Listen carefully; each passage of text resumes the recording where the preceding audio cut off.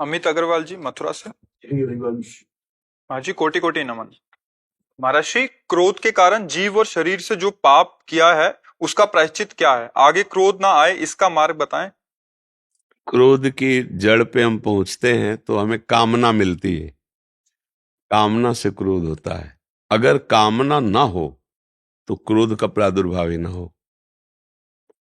कामा संजायते क्रोधा। तो जो आपने कहा कि जो अपराध बनते हैं, चूंकि अब बुद्धि ठीक नहीं, क्रोध से युक्त हो गई, तो फिर बुद्धि नाशात प्रणश्यति। उसके द्वारा वही कार्य होंगे जिससे नाश होगा। पुण्यों का नाश होगा, शरीर का नाश होगा, धर्म का नाश होगा, नाश ही होगा। जब क्रोध आएगा तो उसका काम है नाश करना। जैसे हम अपने बड़े बुजुर्गों को गाली देने लगे, अपमानित शब्द, तो धर्म का नाश हो रहा है।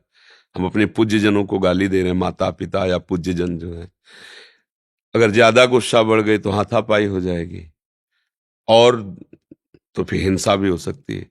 क्रोध से कभी आज तक किसी का मंगल नहीं हुआ है। और क्रोध की मूल जड़ है कामना। बिना कामना के क्रोध का प्रादुर्भाव नहीं होगा। कामना का मूल जड़ अज्ञान है। अज्ञान, देहाभिमान। देहाभिमान, इसी से कामना प्रकट होती है। अगर स्वरूप का ज्ञान हो जाए तो कामना कभी प्रकट ही नहीं हो सकती, क्योंकि हमारे को कुछ नहीं चाहिए। जितनी चाहत है इस शरीर को लेके हैं, आप देख लो। स्वरूप का ज्ञान है नहीं, इसलिए स्वरूप को कोई चाहत है नहीं। तो स्वरूप को भूल करके, देह को अपना मैं मान करके जो हम कामनाएं करते हैं, कामनाओं की पूर्ति होती तो लोभ बढ़ जाता है, कामनाओं की अपूर्ति होती तो क्रोध हो जाता है। जब क्रोध आता है तो बुद्धि काबू में नहीं रहती, वो अपराध करा देती है। इसलिए कामनाओं को बहुत सावधानी करो, पर सावधानी से कामना करो, जिससे हमारा मार्ग ठीक हो, दूसरों को सुख मिले, किसी को कभी कष्ट न हो। ऐसी कामना करोगे तो इस कामना में इतने दम है कि वो क्रोध नहीं प्रकट होने देगी। और जब केवल हम अपने सुख की बात लेकर, शरीर सुख की बात फिर कामना करते हैं, तो फिर पाप होने लगते हैं। फिर ये क्रोध आ जाता है। उसमें विघ्न पड़ने पर भगवान का नाम जप करो, आहार को ठीक करो, भोजन को ठीक करो, गंदी क्रियाएं होने ना पावे। इतने में आप संभलना शुरू हो जाएगा।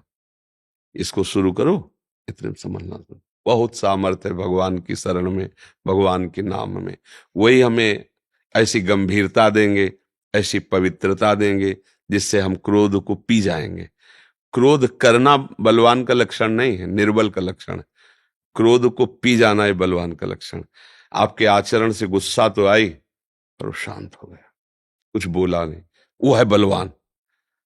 कभी नहीं कुछ उसका उत्तर देगा, वो है क्षमावान। क्रोध से बहुत बड़ा बल होता है क्रोध को सह लेना, और फिर पूर्ण उसे क्षमा कर देना। ये तो फिर बहुत बड़ी बात आ गई। किसी ने तुम्हारा अपमान किया, अपराध किया, प्रतिकूल चला, आपको गुस्सा आई, सह गए, कभी उससे प्रतिकूलता नहीं की, ये तो बहुत बड़ा कार्य हो गया। और ये भक्त के द्वारा ही होता है। बिना भगवान का भजन किए ऐसी सामर्थ्य नहीं आती। तो नाम जप करो, पवित्र आहार करो, क्रियाओं पर दृष्टि रखो, कोई गंदी क्रियाएं ना बने, तो अंतःकरण बलशाली होने लगेगा। और बलशाली ही क्रोध को पी जाता है। अगर जैसे कोई हमें मारे, हमने मार दिया बराबर, तो कोई बलशाली थोड़ी कहा जाता है इस मार्ग में। हाँ, उसने मारा, हमें गाली दी, हम उसका मंगल मना रहे हैं कि भगवान इसकी बुद्धि ठीक कर दो, इसका जीवन सुखी रहे, आनंदित रहे। यह है बल। तभी तो कहा जाता है यार गजब का, वो तो गाली दे रहा, वो उसका मंगल मना रहा है। बोले यही तो भगवान की भक्ति का बल है, दूसरा कोई नहीं कर सकता, चाहे जितना बलवान हो। बिना भगवान की कृपा बल से युक्त हुए क्षमा नहीं कर सकता कोई, कोई क्रोध रहित नहीं हो सकता। ये सब नरक के द्वार हैं, क्रोध आदि काम आदि। काम क्रोध मद लोभ सब नाथ नरक के पंथ। इसलिए बहुत सावधान रहो। कुछ गुस्सा दिखावटी करना पड़ता है। जैसे छोटे बच्चे हैं, परिवार के ऐसे जन हैं कि गुस्सा ना होने पर थोड़ा गुस्सा दिखाने से अच्छा रहेगा। ए, तुम अपने समय से पढ़िए, तुम उससे नहीं मिलोगे। उसको थोड़ा भय रहेगा, बच्चा है, वो ठीक से चलेगा। शिष्य जन थोड़ा भय से रहेंगे, आचरण पवित्र रहेंगे। पर वो क्रोध नहीं है, वो उसके हित की भावना से ऐसा कह रहे हैं। क्रोध में अहित की भावना होती है, दूसरे को नष्ट करने की, दुख देने की, वो ठीक नहीं, बात नहीं। अतुल जी, नियमता जी। गुरुदेव आपके चरणों में कोटि कोटि प्रणाम। गुरुदेव, हम विदेश में यूएसए में रहते हैं। मन में एक भय हमेशा बना रहता है कि कहीं हम संगति के प्रभाववश राह भटक ना जाएं और राधा नाम छूट ना जाए। कैसे ये सुनिश्चित करें कि सामाजिक प्रभाव से बचे रहें और भजन बढ़ता रहे?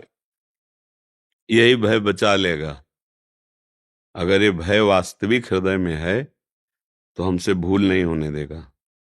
अगर ये भय वास्तविक है तो कुसंग नहीं होने देगा। अगर ये भय वास्तविक है तो हम गंदा आहार नहीं करेंगे, और इससे बच गए तो आपका भजन सुरक्षित बना रहेगा। गंदे व्यक्ति का संग गंदे आचरणों को बढ़ाता है। गंदा आहार बुद्धि के निर्णय को गंदा कर देता है। हमारा जो लक्ष्य है भगवत प्राप्ति, प्रिया प्रीतम का भजन करना, अच्छे आचरणों से चलना, तो हम कहीं भी रहें। जो रहीम उत्तम प्रकृति का कर सकत कुसंग, चंदन विष व्यापत ने लपटे रात भुजंग। भैया, अगर आप शराब ना पीने की कसम खा लो तो शराब के ठेके में शराब बेचो तो भी कोई फर्क नहीं पड़ेगा। भैया, हमें तो व्यापार है, हम कर रहे हैं, नहीं खाने पीने का नहीं। तो अगर आप अपने नियम से फिसड्डू हो, अरे यार तुम दोस्त हो, हमारी बात क्यों नहीं, तो फिर आप बिगड़ जाओगे। तो कहीं भी रहो बिगड़ जाओगे, तो कहीं भी रहो बन जाओगे। विश्व में कोई गिरा नहीं सकता, यदि हम गिरना ना चाहें तो। कुछ भी हो रहा है, हम बाजार जाते हैं श्री जी की सेवा की सामग्री लेने, कहीं कुछ बिक रहा, कहीं कुछ बिक रहा, कहीं कुछ बिक रहा। वो सब मेरे लिए थोड़ी बिक रहा है, मुझे जो लेना है वो लेना है। तो आप चाहे जितने देश विदेश में कहीं भी रहो, आपको जिन विषयों से त्याग है उन विषयों की तरफ हमारा क्या प्रभाव पड़ेगा हमारे मन में, क्योंकि हम उस मार्ग में जाना ही नहीं। हम तो प्रभु के मार्ग के पथिक हैं। हमारा प्रभु के लिए दृढ़ निश्चय हो, प्रभु का भजन करने का, प्रभु के मार्ग में चलने का, और उनके विरोधी दृश्य, प्रभु के प्रतिकूल आचरण करने वाले व्यक्ति और प्रभु को ना समर्पित करने वाला भोजन, इनका हम त्याग कर दें, अपने आप हमारा भजन सुरक्षित रहेगा। भोजन ठीक नहीं, हमारा दृश्य ठीक नहीं, हमारा संग ठीक नहीं। दृश्य, अब बाहरी दृश्य देखना या मोबाइल से देखना या आंतरिक दृश्य का चिंतन कर, ये सब भ्रष्ट आचरणों में लगा देगा। भोजन ठीक, दृश्य ठीक, संग ठीक और निश्चय पक्का, तो कहीं भी चले जाओ। देखो, लंका में भजन कर लिया विभीषण जी ने, लंका जैसा तो नहीं होगा कोई भी। वहां तो दिन रात मतलब आसुरी प्रवृत्ति ही, वहां रहकर भजन कर लिया। इसका मतलब भजन सब जगह हो सकता है। तो आप लोग चाहे जहां देश विदेश कहीं भी रहो, प्रभु के हो, प्रभु के मान करके अच्छे आचरण बनो, अच्छे आचरणों का संग करो, जो अच्छे आचरण वाले हो। अगर कोई गंदी शिक्षा दे, गंदा व्यवहार करे, तो हमारा शत्रु है कि मित्र? लोग कहते हैं हमारा मित्र है, तो तुम्हारी बुद्धि ठीक नहीं, वो तो तुम्हारा दुश्मन है। जो गंदे आचरण सिखाए, गंदे भावों को हमारे अंदर पैदा करे, ऐसा संग ना करे, ना भोजन करे, तो फिर कहीं भी रहे ठीक हो सकता है। अब बोले, अब एक आए थे अपने यहाँ मतलब शुरुआत में और दीक्षा लिए, और बोले विदेश हम, तो हम कहा भाई एक सावधानी रखना, हम सुनते हैं खान पान की पवित्रता रहती है। तो ना नहीं, बड़े सावधान। जब आए वहां से वो रो रहे थे, बोले गलती होगा, क्या हो गई? बोले हम तो उससे कहा था कि सैंडविच देना, उसने बीच में मांस गाय का लगा के दिया। जब हम पा गए तब मुझे पता चला कि इसमें मांस था, अब क्या करें? और वैसे तो ऐसा हमें लगता है कि बाहरी खान पान जो है वो ज्यादा शुद्ध नहीं रहता। इसीलिए हम कहते हैं अगर खान पान अपना शुद्ध रखो और संग दृश्य शुद्ध रखो, तो फिर भजन कहीं रहो हो जाएगा। खान पान और शुद्ध, अब कोई ऐसी गंदी चीजें खाए, मतलब मांस वगैरह, मदिरा वगैरह, और फिर हम उसका संग करें या उस, तो भजन कैसे होगा? मुझे लगता है जैसे है कठिन, पर यदि हम करना चाहें तो कर सकते हैं।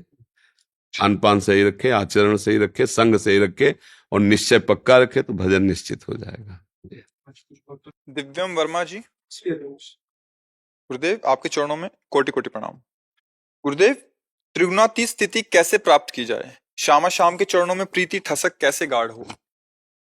तमोगुण वृत्ति का त्याग करते हुए रजोगुण वृत्ति के त्यागने की भावना पुष्ट, रजोगुण का त्याग करते हुए सतोगुण की भावना में पुष्ट, फिर सतोगुण का त्याग करके विशुद्ध सतोगुण, फिर त्रिगुणातीत अवस्था।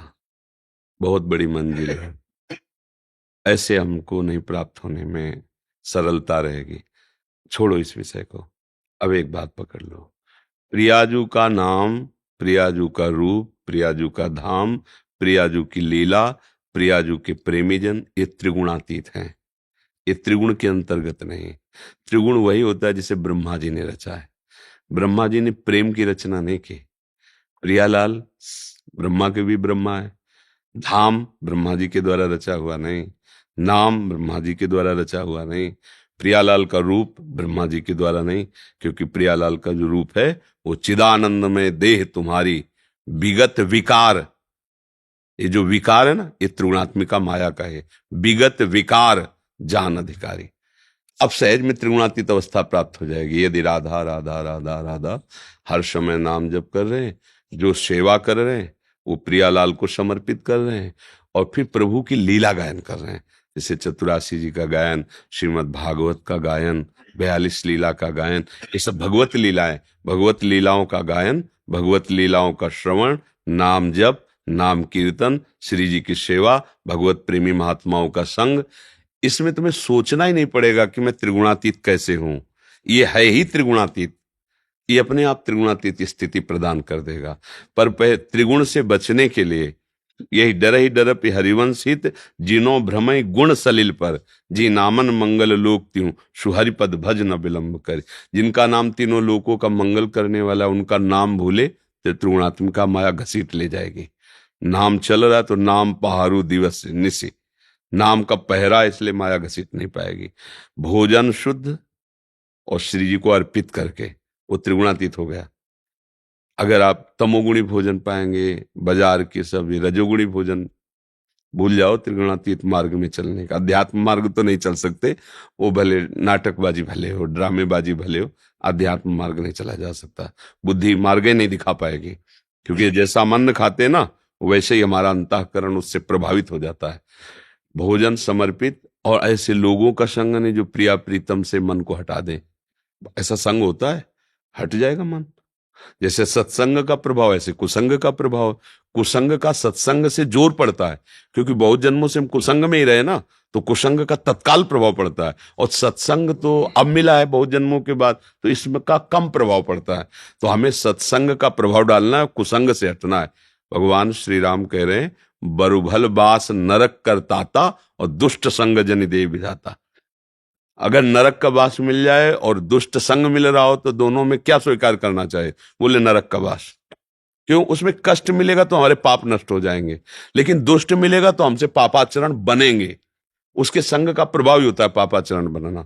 तो दुष्टों की संगति का त्याग, वो भी घृणा भाव से नहीं, पूज्य भाव से। हमारे भगवान सब में, पर वो लीला जो कर रहे हैं ना, वो हमारे अनुकूल नहीं है। और संतों का संग करना, और जो बताया ऐसे आज अपने आप त्रिगुणातीत हो जाओगे। भगवान गुणातीत है, उनका नाम रूप गुण ये सब गुणातीत है। उसी का सेवन करें तो गुणातीत का सेवन करने से वास्तविक हम में कभी कोई गुण नहीं है। जो हमारी स्वरूप है आत्मा, ये सतोगुण रजोगुण तमोगुण केवल अंतःकरण तक है, हम तक नहीं है। और हम अंतःकरण में तदात्म है, इसलिए उसका प्रभाव पड़ता है। नाम रूप गुण लीला धाम का चिंतन करते ही ये सांसारिक चिंतन घटने लगेगा, तो ही आप त्रिगुणातीत अवस्था की तरफ पहुंचने लगेंगे। वो अवस्था क्या है, ये अनुभव गम में भजें जी संता, वो वाणी से थोड़ी बताई जाती है जी। अच्छा, कुछ भक्त ने आपके श्रीमुख से नाम चाहा। हाँ, हम तो राधा वल्लभ श्री हरिवंश जपते हैं, राधा राधा जपते हैं। आप लोग भी जो प्रिय लगे भगवान का नाम जप करो, अच्छे आचरण करो।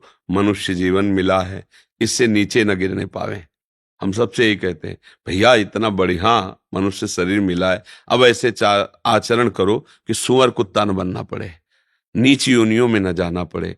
अगर भगवान की प्राप्ति ना हो तो अगला फिर मनुष्य का जन्म मिले, संतों का संग करें और नाम जप के भगवान को प्राप्त करें। ऐसे आचरण न बन जाएं कि हम नीचे गिर जाएं, फिर तो पता नहीं कब हमें अवसर मिलेगा।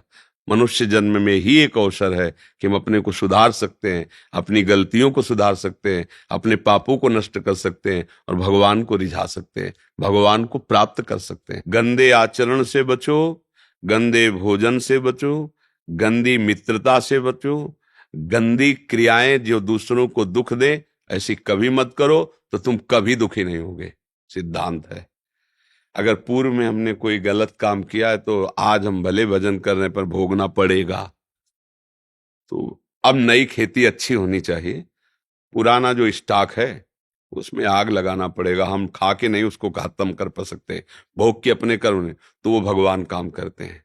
जब भगवान की शरण में हो जाते हैं, पूर्व जन्मों के जितने पाप, अहम तो हम सर्व पापेभ्यो मोक्षयिष्यामि मा शुचा, भगवान नष्ट कर।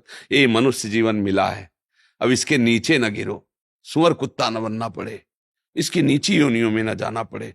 ऐसे आचरण करो कि अगर ना हमारा काम बन पाए तो फिर अगला जन्म मनुष्य का ही मिले, विवेकपूर्ण मिले, जिससे हम फिर जगत की सेवा करके जगदीश को रिझा लें, भगवान को रिझा लें।